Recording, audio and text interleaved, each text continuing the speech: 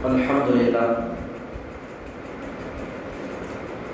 Rabbil Alamin Nahmaduhu wa nasta'inuhu wa nastaghfiruhu wa nu'minu bihi wa natawakkalu alayhi wa na'udhu billahi min shururi anfusina wa min sayyiati a'malina man yahdihillahu fala mudilla lahu wa man yudlilhu fala hadiya lahu ونشهد أن لا إله إلا الله وحده لا شريك له ونشهد أن محمدا عبده ورسوله أرسله ربه بالحق بشيرا ونذيرا وداعيا إلى الله بإذنه وسراجا منيرا أما بعد قال الله تعالى في القرآن العظيم أعوذ بالله من الشيطان الرجيم بسم الله الرحمن الرحيم ولا تقف ما ليس لك به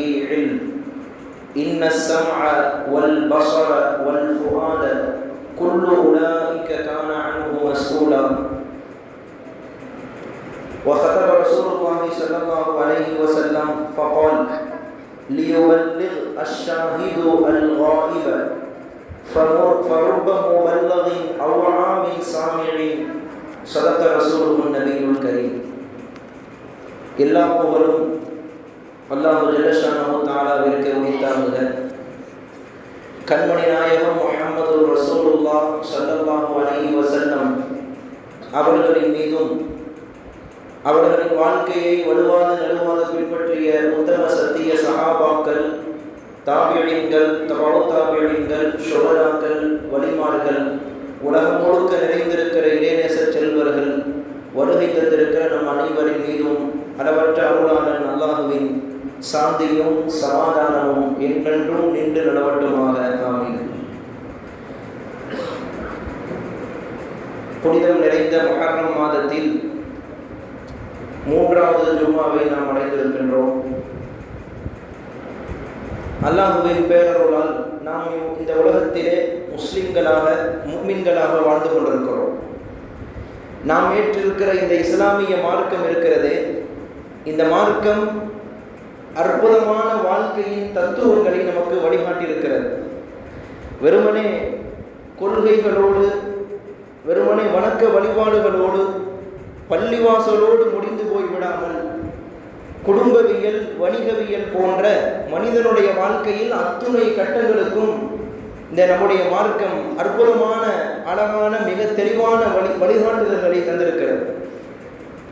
ஆனால் என்ன ஒரு வருத்தம், நம்மிலே பல பேர் வெறுமனே இதுவெல்லாம் தெரியாமல், புரியாமல், நம்முடைய மார்க்கத்தை பற்றி விளங்காமல் பெயரளவில் மாத்திரம் முஸ்லிம்களாய் பல பேர் வாழ்ந்து கொண்டிருக்கிறார்கள். எனவே அப்படிப்பட்ட மக்களுக்கு நம்மால் முடிந்தவரை நம்முடைய மார்க்கத்தை எத்தி வைக்க வேண்டும். நம்முடைய மார்க்கத்தை எத்தி வைக்குதல், நம்முடைய மார்க்கத்தை பற்றி எடுத்து சொல்லுதல், இது சார்ந்த சில விஷயங்களை தான் இன்றைய ஜும்மாவிலே நாம் பார்க்க போகிறோம்.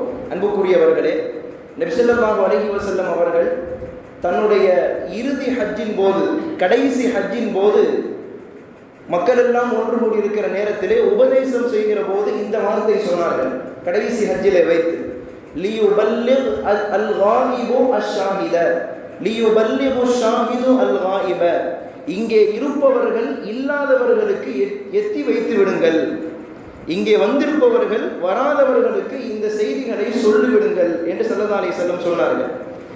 ஃபருப்ப முபல்லகின் அவ் ஆமின் சாமியின், நேரிலே இருந்து இங்கே கேட்டவர்களை விடவும் எத்தி வைப்பின் மூலமாக கேட்டவர்கள் அதை சிறப்பாக பின்பற்றக்கூடும். அதாவது சொல்லுகிற செய்திகளை நீங்கள் கேட்கக்கூடிய நீங்கள் பின்பற்றவில்லை என்றாலும் நீங்கள் போய் யாருக்காவது சொல்லுகிற போது அவர்கள் அதை பின்பற்றக்கூடும்.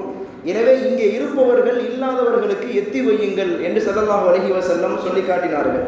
அந்த அடிப்படையிலே அறியாமல் இருக்கிற சில மக்களுக்கு, புரியாமல் இருக்கிற மக்களுக்கு இந்த இஸ்லாத்தை பற்றி, இந்த தீனுல் மார்க்கத்தை பற்றி நாம் நம்மால் முடிந்த வரைக்கும் எத்தி வைக்க வேண்டும். அதாவது பிறருக்கு எத்தி வைக்குதல் என்பது 2 வகையாக இருக்கிறது. பிறருக்கு சொல்கிற அந்த விஷயம் என்பது 2 வகை. ஒன்று நம்முடைய சொல் மூலியமாக எத்தி வைப்பது.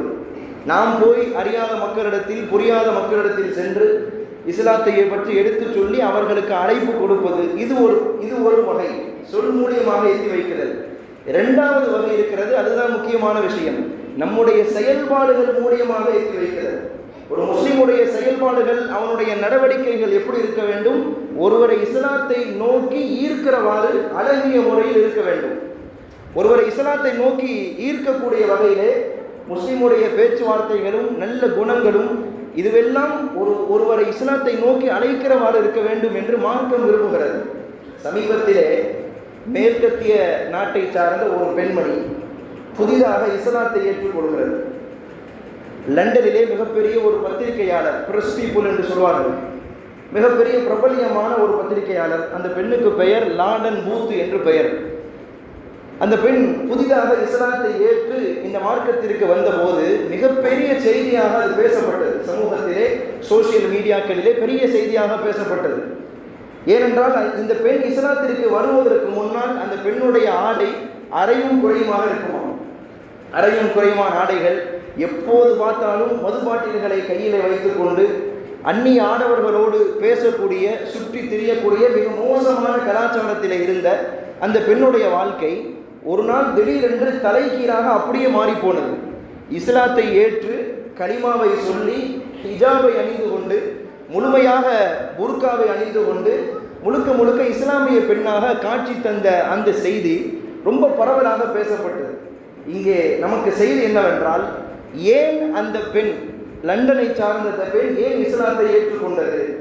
இஸ்லாத்தை ஏற்றதற்கான காரணம் என்ன? அந்த பெண்ணிடத்திலேயே கேட்கிற போது அந்த அம்மா பதில் சொன்னான், நான் பிரபலியமான ஒரு பத்திரிகையாளர். அவ்வப்போது முஸ்லிம்கள் நாடுகளுக்கு, இஸ்லாமிய நாடுகளுக்கு சென்று செய்திகளை சேகரிப்பதற்காக நான் செல்வேன். அந்த அடிப்படையிலே பலஸ்தீனுக்கு அதிகமாக நான் செல்வேன் செய்திகளை சேகரிப்பதற்காக, பலஸ்தீனே. அப்போ ஒரு நாள் அந்த ஊருக்கு நான் போகும்போது கடுமையான குளிர், என்னுடைய ஆடையும் அறையும் குறையுமாக இருக்கிறது. கடுமையான குளிர், என்னால் என் உடம்பால் தாங்க முடியவில்லை, அவ்வளவு கஷ்டமாக இருக்கிறது. சொல்லிட்டு அந்த அம்மா சொன்னிச்சு, நான் சின்ன வயதிலிருந்து எப்படி வளர்க்கப்பட்டிருக்கிறேன் தெரியுமா? சின்ன வயசுல இருந்தே பலஸ்தீன், அங்கே இருக்கிற முஸ்லிம்கள் என்றால் தீவிரவாதிகள், வெறுப்பு குணமுடையவர்கள், வன்மை உடையவர்கள், இப்படி சொல்லியே தான் நான் வளர்க்கப்பட்டேன்.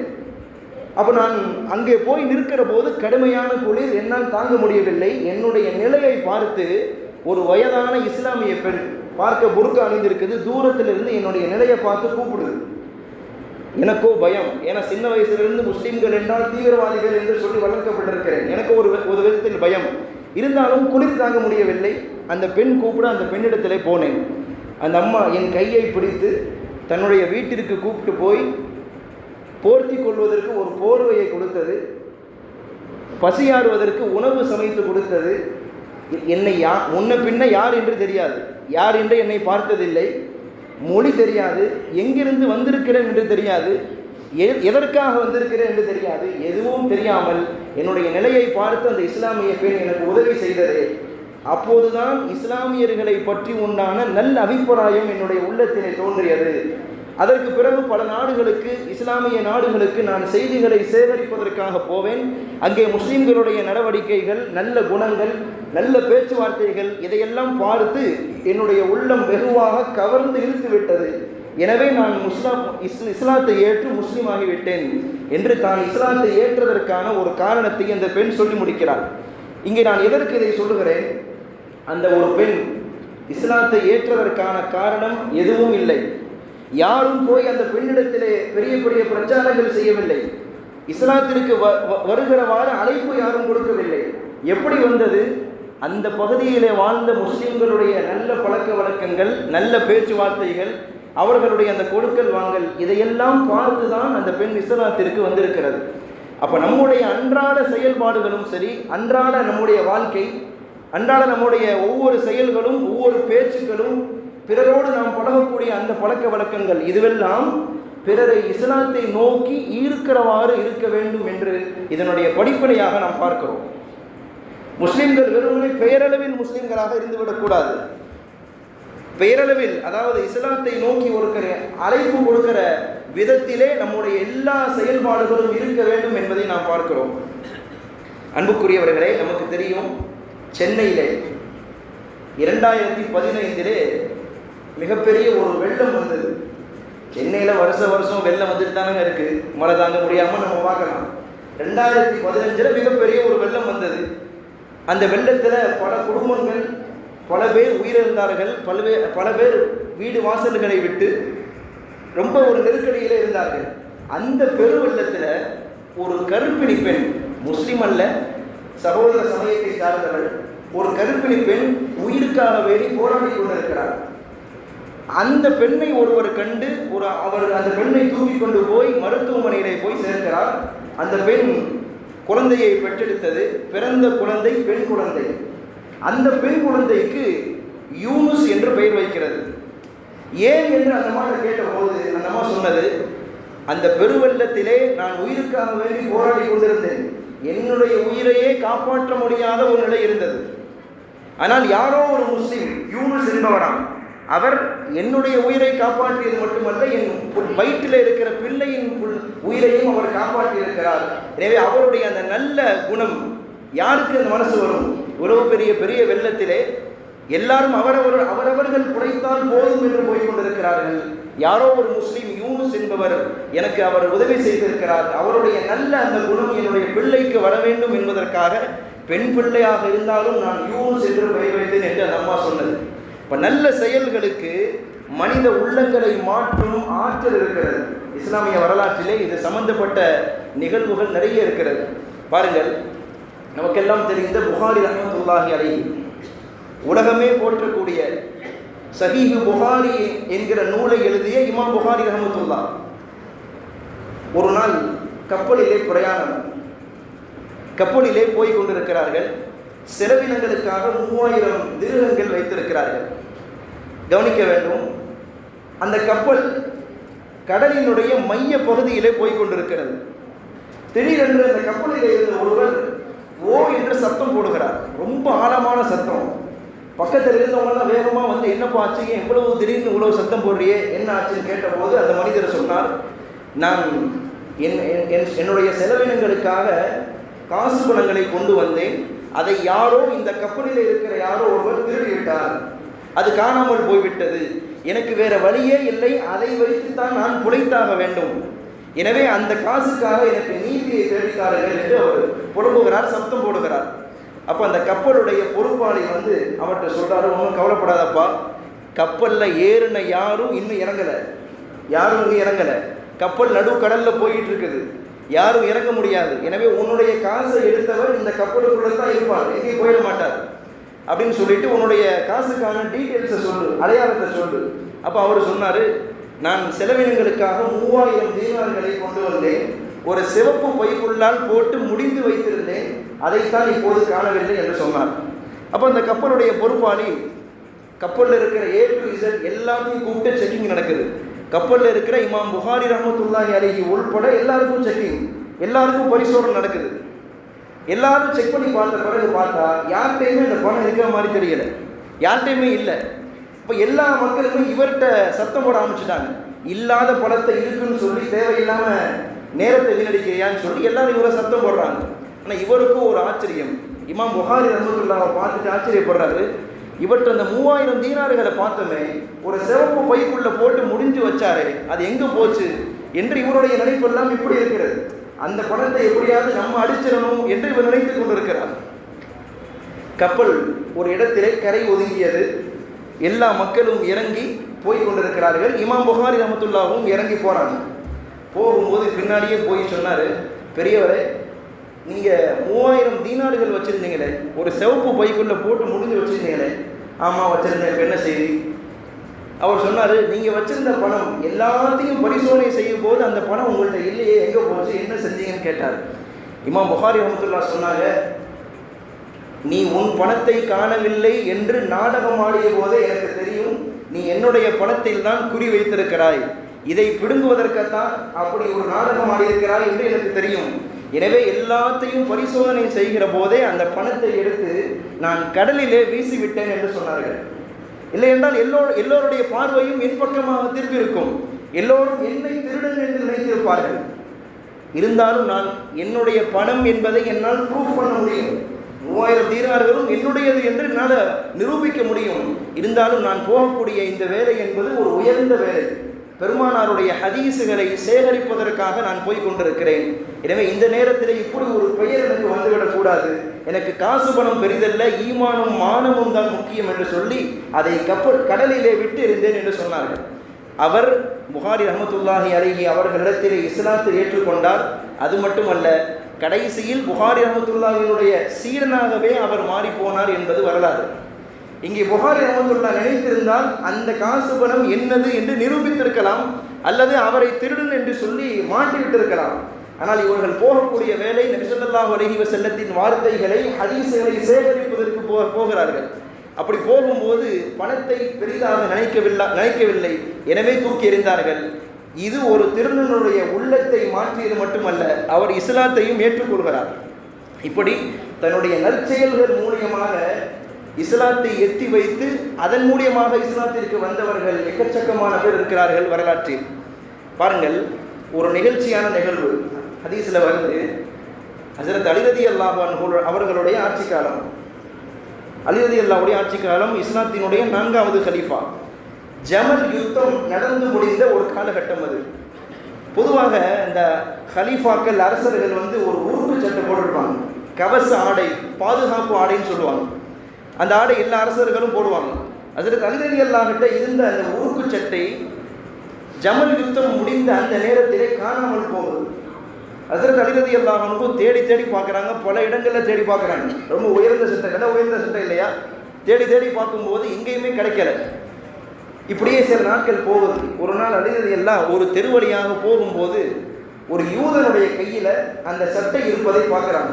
அந்த உறுப்பு சட்டையை ஒருத்தர் வச்சிருக்கிறார், ஒரு யூதர். அதை பார்த்துட்டு நினைக்கிறாங்க, இது நம்முடைய சட்டையாச்சே, நம்ம இவ்வளவு நாள் இதை தேடிட்டு இருக்கிறோமே, இவர் கையில் எப்படி வந்துச்சுன்னு நினச்சிட்டு அந்த யூதர்கிட்ட போய் கேட்குறாங்க, இந்த சட்டை ஒன்று எப்படிப்பா வந்துச்சு, இது என்னுடைய சட்டையாச்சே, எங்கேருந்து நீ இதை எடுத்தன்னு கேட்டாங்க. அவருக்கு தெரியும் அலி ரலியல்லாஹு தான் தற்போது கலீஃபாவாக இருக்கிறார்கள், ஜனாதிபதியாக இருக்கிறார்கள் என்று அவருக்கு தெரியும். இருந்தும் அவருக்கு தைரியத்தை பாருங்க. அந்த யூதர் சொல்றாரு, இல்லை இல்லை, யார் சொல்றது உங்க சட்டைன்னு சொல்லி, இது என்னுடைய சட்டை, நான் விலை கொடுத்து வாங்கி வச்சிருக்கிறேன், என் கையில் இருக்குது, எப்படி உங்க சட்டை நீங்க சொல்லலாம். அலி ரலியல்லாஹு விடுற மாதிரி தெரியல, அது என்னுடைய சட்டை, ஏன்னா போட்டவங்களுக்கு தெரியும் இல்லையா, யூஸ் பண்ணவங்களுக்கு என்னுடைய சட்டைன்னு சொல்றாங்க. இப்படி இந்த வழக்கு ஒரு நீதிபதியிட்ட போகுது. அந்த நேரத்திலே காதி ஷுரைஷ் என்பவர் நீதிபதியாக இருக்கிறார். நீதிபதினா இன்னைக்கு இருக்கிற நீதிபதினு நினைச்சிடக்கூடாது. இன்றைக்கு இருக்கிற மாதிரி பதவிக்கும் பொறுப்புகளுக்கும் பொருளாதாரத்திற்கும் ஆசைப்பட்டு யாருக்கு சாதகமாக தீர்ப்பு கொடுத்தால் நமக்கு மென்மேலும் பதவி பெருகும் என்கிற எண்ணத்திலே தீர்ப்பளிக்கக்கூடிய நீதிபதிகள் அல்ல. இஸ்லாமிய நீதிபதிகளை பொறுத்தவரையில் யாராக இருந்தாலும் எவராக இருந்தாலும் எவ்வளவு பெரிய பொருளாதார மிக்கவராக இருந்தாலும் அவரும் நீதிமன்றத்திலே கொண்டு வந்து நிறுத்தப்படுவார். அவர் மீது குற்றம் இருந்தால் அவரும் தண்டிக்கப்படுவார். இதுதான் இஸ்லாமிய நீதிமன்றம். அப்போ இந்த வழக்கு சுரேஷ் காதி இடத்திலே போகுது. அவர் அலி ரலியல்லாஹு வர்றதை பார்த்துட்டு ஜனாதிபதி வர்றாரே அப்படின்னு சொல்லி நீதிபதி எந்திரிச்சு போய் வரவேற்கிறார். அலி ரலியல்லாஹு ஒரே வார்த்தையில் சொல்லிட்டாங்க, நான் இப்போது கலீஃபாவாக வரவில்லை, உங்களிடத்திலே ஜனாதிபதியாக வரவில்லை, என் சட்டைக்கு நீதியை கேட்டு வந்திருக்கிறேன், நீங்கள் தீர்ப்பளியுங்கள் என்று சொல்லி மக்களோடு மக்களாக அலி ரலியல்லாஹு நிற்கிறாங்க. காதி சுரேஷ் அவரிடத்திலே உட்கார்ந்து கேட்கிறார். செய்தியை 2 பேர்கிட்டையும் கேட்டார். 2 பேர்கிட்டையும் கேட்டுட்டு, பொதுவாக ஒரு சட்டம் இருக்கிறது நீதிமன்றத்தை பொறுத்தவரையில், யார் குற்றம் சொல்கிறார்களோ அவர்கள் தான் சாட்சியை கொண்டு வரணும். இங்கே வந்து அலி ரலியல்லாஹு தான் அந்த யூதன் மீது குற்றம் சொல்றாங்க, இது என்னுடைய சட்டை எடுத்து வச்சிருக்கிறான்னு சொல்லி. இப்போ யார் குற்றம் சொல்றாங்களோ அவங்க தான் 2 சாட்சியை கொண்டு வரணும். காதி சுரேஷ் சொன்னாரு, அலியே ஜனாதிபதியே, நீங்கள் தான் இங்கே குற்றம் சொல்கிறீர்கள், எனவே நீங்கள் 2 சாட்சியை கொண்டு வரணும்.